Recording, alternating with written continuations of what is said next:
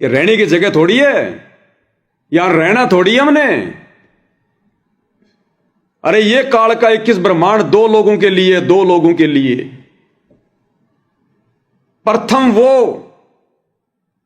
प्रथम लोग वो जो 84 लाख योनियों में चक्कर काट रहे हैं, गधे कुत्ते सुअर बन के घूम रहे हैं, उनको यहां लंबा समय रहना है। जो ये काल की जमीन उन लोगों के लिए है, ये धरती उन लोगों के लिए है। और दूसरा, ये धरती काल की उन लोगों के लिए है जो वर्तमान में सतगुरु की शरण में ना आकर पाखंड पूजा, आन उपासना, घटिया ओछी साधना कर रहे हैं, सतगुरु का विरोध कर रहे हैं।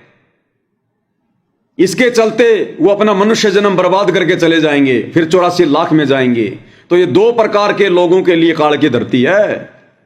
आप और हमने इस धरती पर जमीन का छोटा सा टुकड़ा भी इस समय नहीं खरीदना। अब ये हमारी सबसे बड़ी महामूर्खता, सबसे बड़ी गलती होगी अगर हमने 50 गज जमीन का टुकड़ा भी खरीद लिया। तो इस स्टेज पर आने के बाद, इस साथ संगति से जुड़ने के बाद, अगर हमने अपने नाम की रजिस्ट्री करवा ली तो देखो, जिन्होंने पहले मकान खरीद लिए, प्लॉट खरीद लिए, साथ संगति से जुड़े नहीं थे, ज्ञान इतना था नहीं, वो अपने मन में कोई भय पैदा ना करना। लेकिन अब इतना ज्ञान होने के बाद, अब आगे यदि हमने 5 गज जमीन का टुकड़ा भी खरीद लिया, 1 फुट भी, हम असल में फिर भगत नहीं कहलाएंगे। फिर हमें ज्ञान ही नहीं हो अभी। फिर अभी तक हम इस 21 ब्रह्मांड को, इस धरती को जेल समझ ही नहीं रहे। हम इसको जेल नहीं समझ रहे। अन्यथा विचार करो भाई और बहनों, अगर आप जेल में बैठे हो किसी भी कारण से, किसी भी जिले की, किसी भी देश की, आप एक जेल में बैठे हो, और उस जेल में यदि आपको कहा जाए कि भगत जी, ये सामने जो ये 2 कमरे हैं ना, ये जो 100 गज की जगह है जेल के अंदर, ये बहुत सस्ती मिल रही है, बहुत सस्ती। अगर बाहर आप खरीदोगे ना, कम से कम 50 लाख की जमीन है ये, लेकिन इस जेल में खाली 5,000 रुपए में मिल रही है, 5,000 रुपए में। और हैंड टू हैंड रजिस्ट्री हो जाएगी तुम्हारे नाम, तुरंत रजिस्ट्री। अब वो आदमी जो उस जेल में बैठा हुआ है और जिसको होश है कि मैं जहां बैठा हूं ये वास्तव में जेल है, क्या वो आदमी उस 2 कमरों की जगहों को खरीदने के लिए 1 रुपया भी दे सकता है? अगर उसको फ्री में भी वो जगह दी जाए और कहा जाए कि आप इसमें रहो, वो आदमी नहीं लेगा। उसको पता है कि ये जेल है, जेल। मूर्ख से मूर्ख आदमी भी उस जमीन को फ्री में नहीं खरीदेगा, उसको पता है कि ये जेल है। तो इसी प्रकार भाई और बहनों, जिन आत्माओं को सतगुरुदेव के तत्व ज्ञान से ये ज्ञान हो गया कि ये 21 ब्रह्मांड ये एक जेल है, जो आत्माएं सतलोक में गलती करती हैं उनको सजा देने के लिए सतगुरु यहां जेल में डालता है 21 ब्रह्मांड में। ये 21 ब्रह्मांड सतलोक की जेल है और काल यहां का जेलर है। और जिसको ये ज्ञान हो गया कि मैं जेल में बैठा हुआ हूं, वो आत्मा यहां पर कैसे जमीन खरीद लेगी, कैसे वो फार्म हाउस बनाने की सोचेगा, कैसे वो मार्बल की, चिप्स की मंजिलें बनाने की सोचेगा। वो तो जैसा है उसी में टाइम पास करेगा, और नहीं है तो छोटी मोटी झोपड़ी डाल के, कोई छान डाल के अपना टाइम पास करेगा गर्मी सर्दी ओड़ों से बचने के लिए। तो ये गलती हम भाई बहनों ने नहीं करनी बिल्कुल भी। अगर कोई वर्तमान समय में कोई प्लाट लेने की सोच रहा हो, कोई बहुत बड़ा मकान बनाने की सोच रहा हो, अपना साधारण सा बना लीजिए, आवश्यकता के अनुसार। ज्यादा चमक धमक करने की जरूरत नहीं है, चिप्स मार्बल टाइल लगाने की जरूरत नहीं है। ये काल यहीं उलझा देगा हमें, यहीं। अरे रंका बंका की कथा कबीर सागर के सरलार्थ में जो गुरुदेव ने लिखी है, गुरुदेव ने बताया कि रंका और बंका की झोपड़ी जीर्ण शीर्ण हो गई थी, टूट गई थी। बरसात के समय पानी गिरता था, लेकिन यह सोचकर वो नई झोपड़ी भी नहीं बना रहे थे कि हमारा समय बर्बाद होगा। इस झोपड़ी को बनाने के लिए कहां कहां से हम ये घास लेके आएंगे, फिर इसको बनाएंगे, हमारा कितना समय और कितनी श्वासें बर्बाद होंगी। यह सोचकर वो दोनों आत्माएं झोपड़ी भी नहीं बना रही थी, झोपड़ी भी। और सतगुरु ने देख लिया फिर कि ये आत्माएं हृदय से वास्तव में झोपड़ी नहीं बना रही। फॉर्मलिटी करने वालों का साथ नहीं देता गुरु। जब सतगुरु देख लेता है कि वास्तव में इसके अंदर और बाहर एक ही चीज है, तब सतगुरु उस भगत की हेल्प करता है, उसके लिए सोचल छिद्र करता है। यानी बहुत सारे भगत भाई बहन जो भगत भी हैं, भक्ति भी कर रहे हैं, लेकिन उनके कार्य सिद्ध नहीं होते, सफल नहीं होते। क्यों? क्योंकि वो दोगले होते हैं, दोगले। उनके दो तरफा विचार होते हैं। मन में कुछ सोचते हैं, बाहर से कुछ बोलते हैं, तो परमेश्वर उनकी मदद नहीं करता। और जिनके अंदर बाहर एक हो जाता है, फिर परमात्मा उसके लिए दास बन के खड़ा हो जाता है। कैसे? जब धर्मदास जी को परमात्मा 6 महीने तक नहीं मिले, तो धर्मदास जी ने 3 दिन का भंडारा शुरू कर दिया, और रोज परमात्मा को देख रहे हैं कि बंदी छोड़ क्यों नहीं आए, गुरुजी क्यों नहीं आए। तीसरा दिन, और तीसरे दिन धर्मदास ने दृढ़ संकल्प कर लिया कि आज या तो परमात्मा आ जाए, आज या तो मेरा गुरु आ जाए, वो जिंदा बाबा आ जाए, अन्यथा आज मैं अपनी जीवन लीला समाप्त करूंगा। तो अंतर्यामी ने देख लिया कि धर्मदास अंदर से कह रहा है, और यदि आज मैंने इसको दर्शन नहीं दिए, ये वास्तव में अपनी जीवन लीला समाप्त करेगा। क्योंकि उसके विचार अंदर बाहर एक ही थे कि आज ये काम बिगाड़ेगा। उसी समय परमात्मा उस कदम के पेड़ के नीचे बैठे गए। तो ये परमेश्वर दोगले व्यक्तियों का साथ नहीं देता, दोगला आचरण करने वालों का साथ नहीं देता। तो रंका बंका ने हृदय से यह सोच लिया था। उसकी पत्नी ने कहा कि भगत जी, टाइम ही तो पास करना है, हमने खाली गर्मी सर्दी से बचने के लिए तो झोपड़ी डालनी है, फिर देख लेंगे आगे कभी, अभी अपनी भक्ति पर ध्यान दो। ये भगवान अगर हाथ से छूट गया फिर क्या बचेगा अपने पास में? ये झोपड़ी तो बाद में भी बना लेंगे। ये सोचकर वो झोपड़ी भी नहीं बना रहे थे कि हमारा समय बर्बाद होगा। ये उन भक्तों के लिए शिक्षा है जो वर्तमान में बड़े बड़े मकान ठोक रहे हैं, फिर उनमें मार्बल, चिप्स, टाइल, पता नहीं क्या क्या उनमें चित्रकारियां करते हैं। ये उनके लिए शिक्षा है। तो जब सतगुरु ने देख लिया कि भाई ये दुखी होना पसंद करेंगे, लेकिन ये अपना समय और समाज से बर्बाद करना मंजूर नहीं, तो जब वो दोनों गुरुजी के पास सत्संग में बैठे हुए थे, सत्संग हो रहा था, परमात्मा ने पीछे से उसकी झोपड़ी में आग लगा दी। उनकी बेटी वंका दौड़ के गई और जाकर आवाज लगाई, पिताजी, माताजी, पिताजी। सत्संग से सबका ध्यान भंग हो गया। उन्होंने पीछे मुड़ के देखा और कहा, क्या हुआ? झोपड़ी में आग लग गई, झोपड़ी में आग लग गई। तो रंका ने कहा कि क्या बच गया? बोला जी एक चारपाई बच गई, बाकी सब जल गया। तो रंका ने कहा कि जा बेटी, उस चारपाई को भी उस आग में डाल के आ जा। अगर वो चारपाई नहीं बचती तो तू ये बात बोलने के लिए तो नहीं आती, कम से कम मेरे भजन में तो भंग नहीं पड़ता। उसको भी आग में डाल के आ जा। अब बेटी भी उन्हीं की थी, तुरंत गई और चारपाई को भी आग में डाल के वापस सत्संग में आके बैठ गई और कहा, बेटी हमारा असली धन तो सत्संग है। अरे झोपड़ी तो फिर बन जाएगी, लेकिन ये असली धन यदि हमारे हाथ से निकल गया, ये वचन सतगुरु के, ये तो युगों युगों उपरांत सुनने को मिलते हैं, इस आत्मा को कान तरस जाते हैं।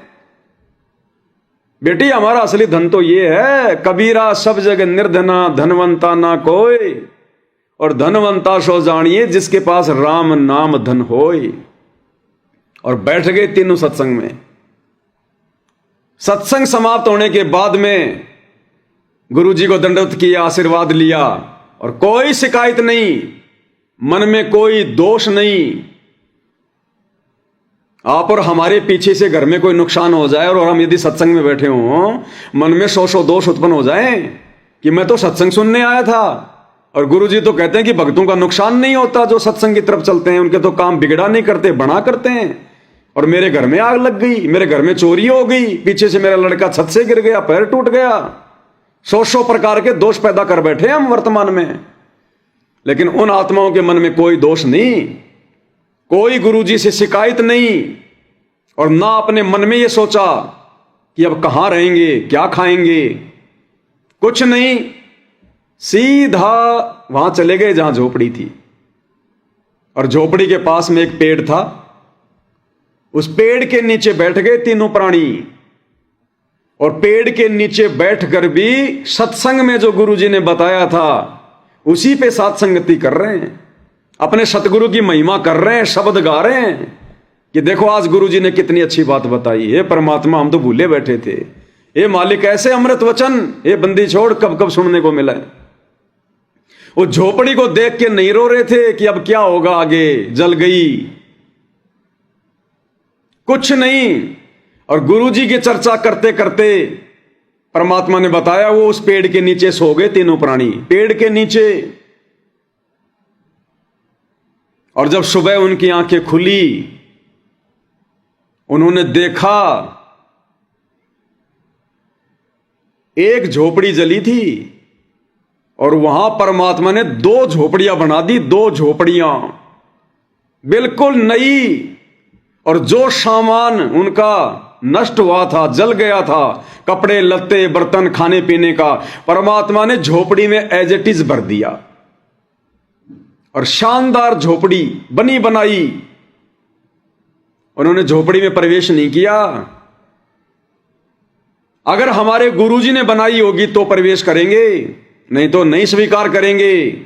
और आकाशवाणी हुई उस समय, आकाशवाणी हुई कि बच्चों ये झोपड़ी मैंने बनाई है तुम्हारे लिए। उन आत्माओं ने झोपड़ी में प्रवेश नहीं किया कि हम भगवान की नहीं मानेंगे। गुरु बड़े हैं गोविंद से मन में देख विचार, हरि सुमरे सो रह गए गुरु बजे होए पार। 7 दीप 9 खंड में गुरु से बड़ा ना कोई, करता करे ना कर सके सतगुरु करे सो होए। उन्होंने भगवान की आकाशवाणी को नहीं माना कि नहीं, हमारे गुरु भगवान कहेंगे तो हम झोपड़ी में प्रवेश करेंगे। वापस आश्रम में गए, गुरुजी को सारी बात बताई।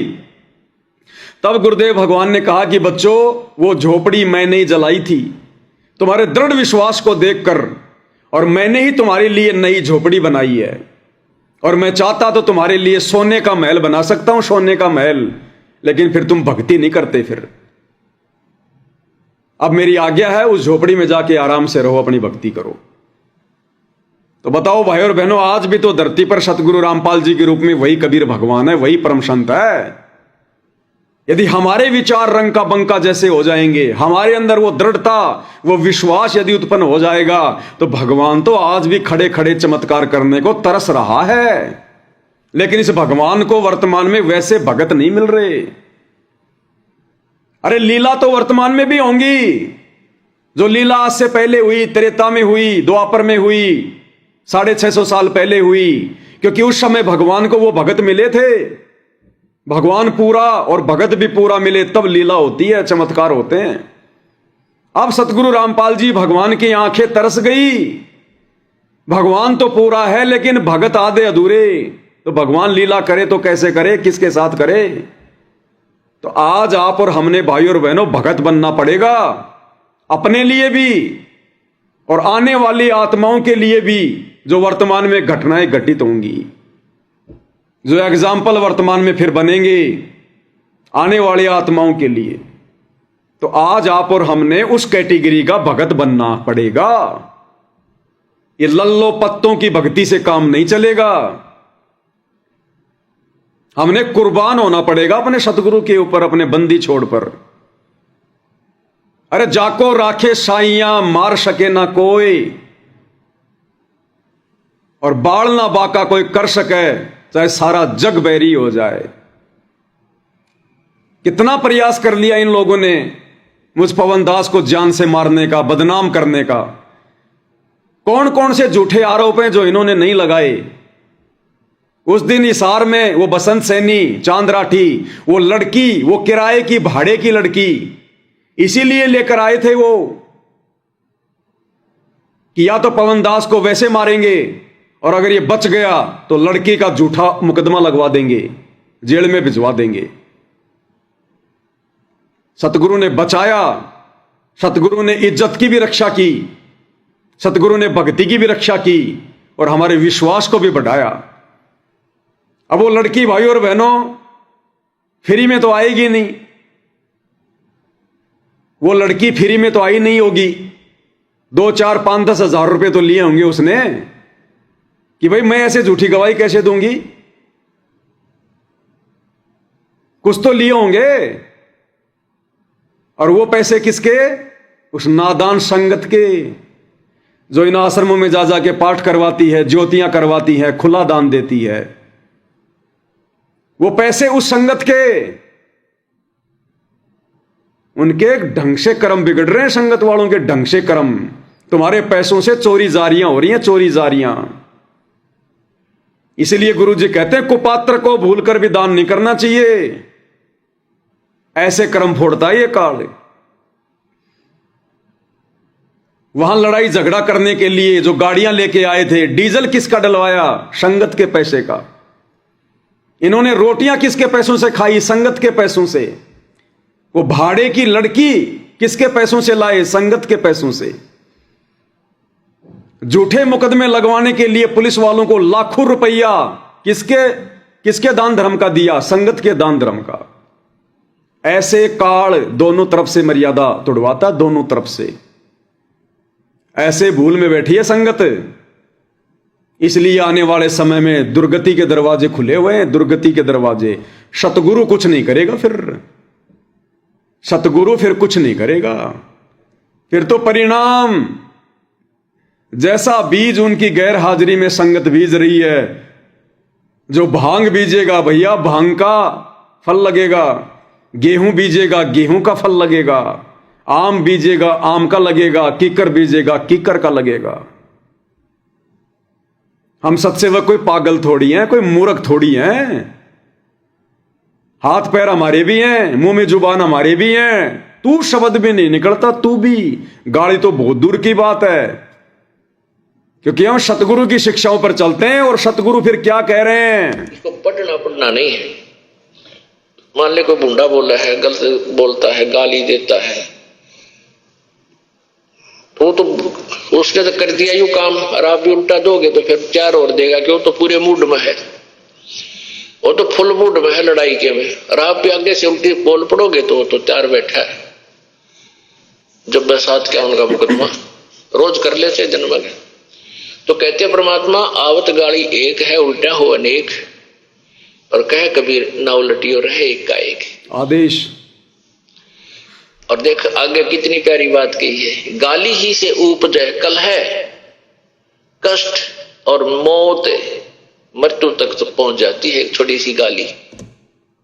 अब बताओ, अगर सतगुरु के इस आदेश की अवहेलना गाड़ियां निकाल कर अगर मुकेश भगत जी ने और मनोज भगत जी ने कर दी होती तो क्या होता?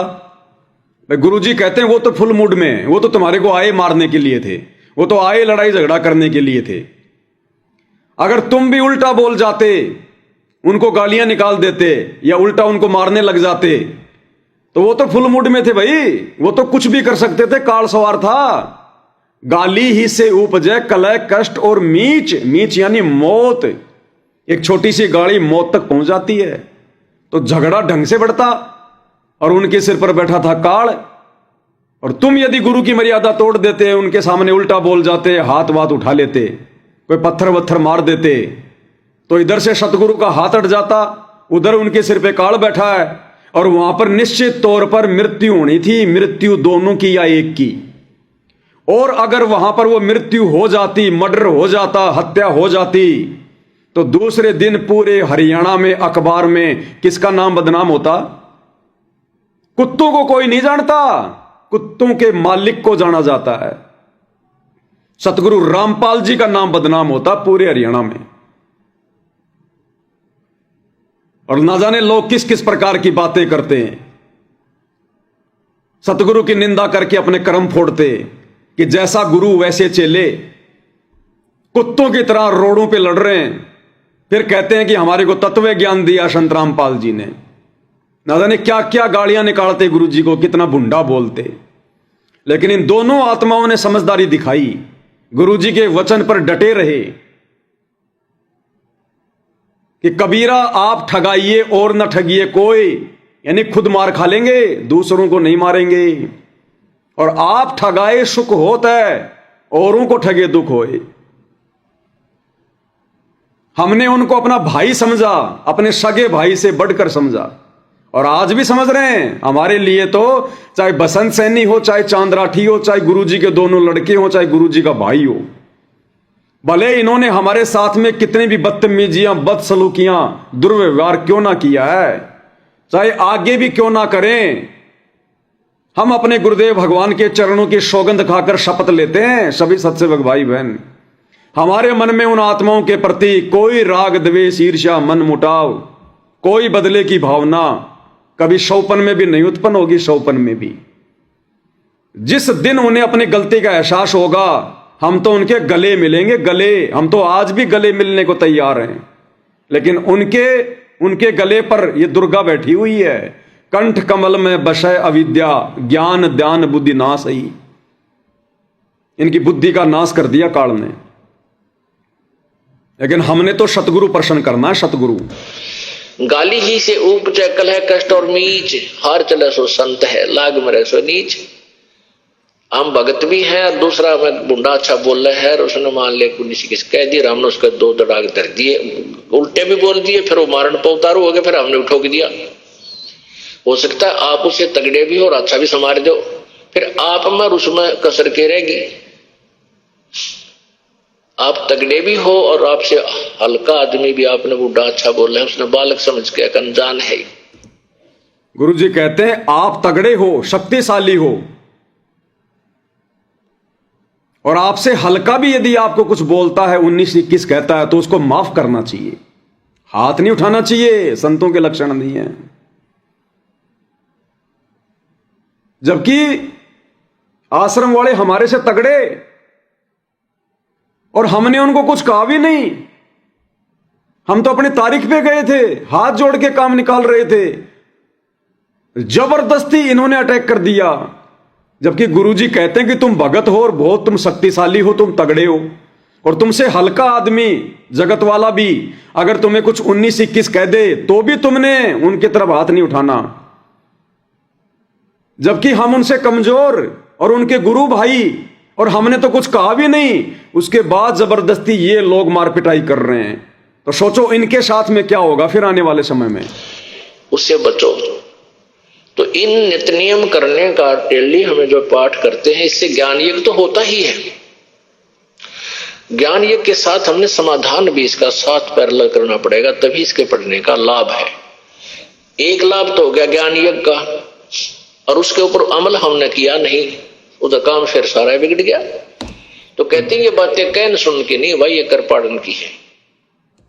तो गुरुदेव कहते हैं नित्य नियम करने का एक लाभ तो हो गया ज्ञान यज्ञ का, और यदि हमने उसके ऊपर अमल नहीं किया तो हमने तो सारा काम बिगाड़ दिया।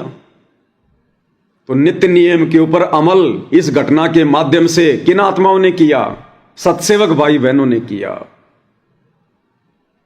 तो कौन चल रहा आज गुरु जी के विधि विधान अनुसार इस भक्ति मार्ग पर? और भाई और बहनों इसी प्रकार से चलना है। देखो अब ये सात संगतियां काम आ रही हैं, ये पिछले 10 साल से जो परमात्मा वीडियो बनवा रहे हैं ये आज काम आ रहे हैं। इस परीक्षा के समय में आज हमारे काम आ रहे हैं सात संगति की वीडियो। जो गांव गांव जाकर सात संगति करते थे, रातों को जाग जाग के आंखें फाड़ फाड़ के जो 4-4, 5-5 घंटे लाइव आकर जो वीडियो बनाते हैं, ये ऐसे समय में काम आते हैं। आंखों के सामने गुरुदेव के सत्संग आ जाते हैं, सात संगति की बातें आ जाती हैं, और अंदर से परमात्मा हमें इतना चेंज कर देता है, हमारी अंदर से ही हिम्मत नहीं होती। भगत तो उल्टा बेचारा डरता है।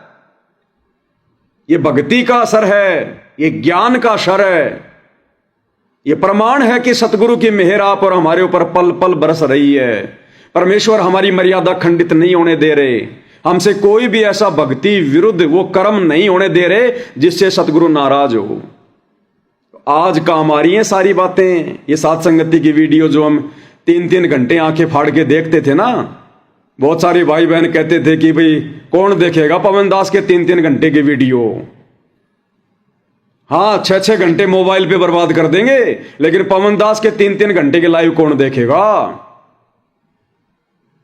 और जिन्होंने देखे आज उनके काम आ रहे हैं। ये आज अपनी भक्ति और मर्यादाओं को बचा रही हैं वो आत्माएं, ये 3-3 घंटे की वीडियो देखकर। इन 3-3 घंटे की वीडियो में पवन दास अपने बाप दादाओं की कोई जो है वो कहानी नहीं बताता। सतगुरु के सत्संगों को सामने रखकर हर चीज सबूतों के साथ में दिखाता हूं। आज काम आ रहे हैं हमारे। और ये पहचान है भाई और बहनों, यहां से मोक्ष करवाने की ये पहचान है। गुरुदेव ने हमें बगुले से हंस बना दिया, ये पहचान है। ये पहचान है।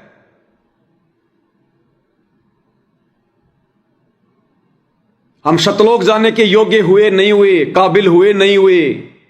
हम गुरु वचन पर कितना चल रहे हैं, गुरु की शिक्षाओं को कितना धारण किया। हम त्रिकुटी की परीक्षा के योग्य हुए या नहीं हुए, ये हमारी परीक्षा ले रहा सतगुरु।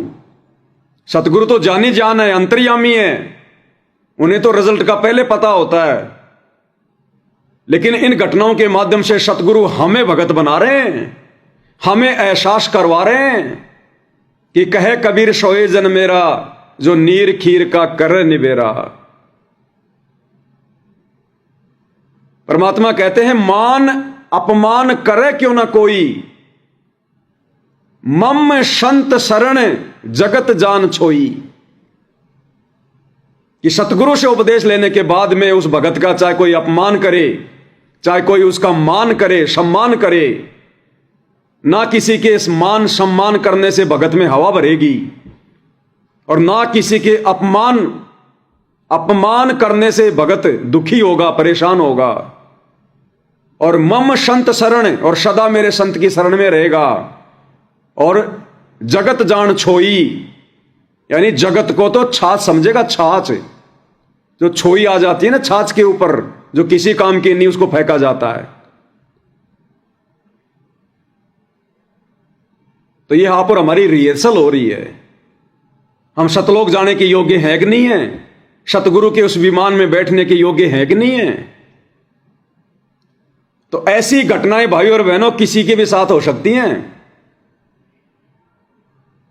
और ऐसी घटनाओं के माध्यम से परमात्मा हमारी परीक्षा भी लेंगे और हमें यह आभास भी करवाएंगे कि भाई मेरे से कहां गलती हो रही है, अवश्य मेरे से कोई छोटी मोटी त्रुटि हुई है। क्योंकि भाई और बहनों परमात्मा ने बताया कि यहां पर सारा खेल पाप और पुण्य का है, कर्म और कुकर्म का है, ज्ञान और अज्ञान का है।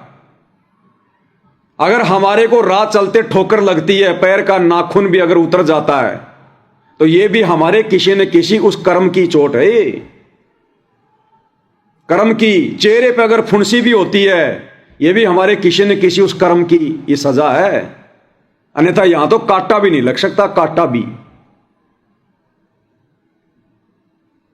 तो एक बहुत बड़ी शिक्षा है यदि हमारे साथ में ऐसी घटना घटित होती हैं, या जैसे मुकेश भगत जी और मनोज भगत जी के साथ में हुई, तो उन आत्माओं को थोड़ा विचार करना चाहिए। क्योंकि देखो, मैं पवन दास, मैं कितनी मर्यादा में हूं, इसका पता या तो मुझे चलेगा या फिर सतगुरु को चलेगा। देखो, अनजाने की गलतियां तो परमात्मा माफ करते हैं, लेकिन जानबूझ के की गई गलतियां या तो मुझे पता या सतगुरु को पता है। तो ये निर्णय भी, ये डिसीजन भी आप और हमने लेना है कि कहां उकचूक हुई है। अगर मर्यादाओं में ठीक ठाक हूं, कहीं भक्ति में तो कोई गफलत नहीं कर रहा हूं, जैसा गुरुदेव बता रहे हैं सुमरण करने के लिए, ध्यान लगाने के लिए, कहीं सांसारिकता में तो ज्यादा नहीं रम रहा हूं, कहीं मैंने किसी को बोलने में कोई उकचूक तो नहीं कर दी है। मेरी वजह से किसी की आत्मा तो थोड़ी दुखी हुई है। ये आप और हमने डिसीजन लेना पड़ेगा।